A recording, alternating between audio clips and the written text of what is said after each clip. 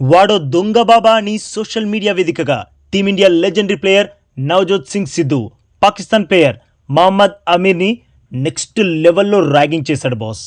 అవును బాస్, సిద్ధు అమీర్ పరువు మొత్తం తీసేశాడు. యాక్చువల్గా అందుకు అమీర్ అన్ని విధాల అర్హుడు కూడా. అసలు ఏమైందంటే బాస్, టీమిండియా సెమీఫైనల్ మ్యాచ్లో ఇంగ్లాండ్ చేతిలో చిత్తైపోతుందని జోస్యం చెప్పాడు మహమ్మద్ అమీర్. కానీ వాస్తవంగా జరిగిందేంటి? ఇంగ్లాండ్ టీమే టీమిండియా చేతిలో చిత్తైంది. వరల్డ్ కప్ నుండి బయటకు వెళ్ళిపోయింది టీమిండియా వరుసగా రెండోసారి ఫైనల్ పోరుకు సిద్ధమైంది. దీంతో పాక్ మాజీ ప్లేయర్ అమీర్ జోస్యం బెడిసి కొట్టింది. మరి తన జోస్యం బెడిసి కొట్టినప్పుడైనా మూసుకొని కూర్చోవాలి కదా, కూర్చోలేదు. టీమిండియా గెలిచినా తన జోస్యం తప్పలేదని వితండవాదం చేశాడు. సెమీఫైనల్ మ్యాచ్లో ఇంగ్లాండ్ గెలిచేదే, కానీ England team captain Harry Brook Sanju Samson క్యాచ్ని డ్రాప్ చేశాడు. ఎవరైనా ఫుల్ ఫామ్లో ఉన్న సంజు శాంసన్ ఇచ్చిన ఈజీ క్యాచ్ని వదిలేస్తారా?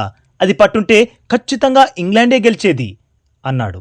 అక్కడితో ఆగకుండా England star all rounder Will Jacks క్యాచ్ని అక్షర్ పటేల్ చాలా బాగా అందుకున్నాడు.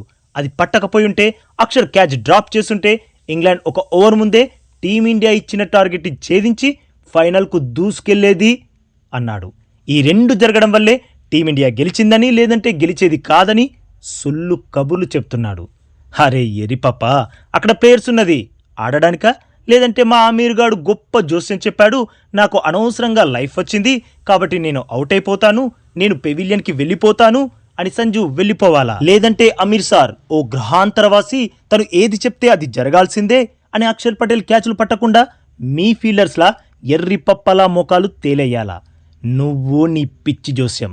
సంజు క్యాచ్ డ్రాప్ చేశాడు, అక్షర్ పటేల్ క్యాచ్ పట్టాడు, అందుకే ఓడింది, లేదంటే ఇంగ్లాండ్ గెలిచేదా? అసలు కొంచెమన్నా బుర్రుందారా నీకు? నువ్వింకా పాక్కి ప్రాతినిధ్యం వహించిన ఓ క్రికెటర్వి. థూ, నీ బతుకు జరా. అందుకే నీకు గట్టి కౌంటర్ ఇచ్చాడు మా సిక్సర్ల సిద్ధు. ముందే మా వాడి మాటలు తూటల్లా గుండెల్లోకి దిగిపోతాయి. ఇక ఇలాంటి చెత్త మాటలు మాట్లాడిన నీకు మామూలుగా కాదు, మాటలతోనే గట్టిగా గుణపం దింపేశాడు. నవజోత్ సింగ్ సిద్ధు ఏమన్నాడంటే బాస్, అమీర్ని దొంగ బాబా అని పిలుస్తూ మన చుట్టూ ఉన్న కొందరు వ్యక్తులు తప్పుడు అంచనాలు వేయడం అలవాటుగా మార్చుకున్నారు. అదొకవేళ నిజం అయ్యింది అనుకోండి, నేను చెప్పలే అని తామే గొప్ప జ్ఞానులని చెప్పుకుంటారు.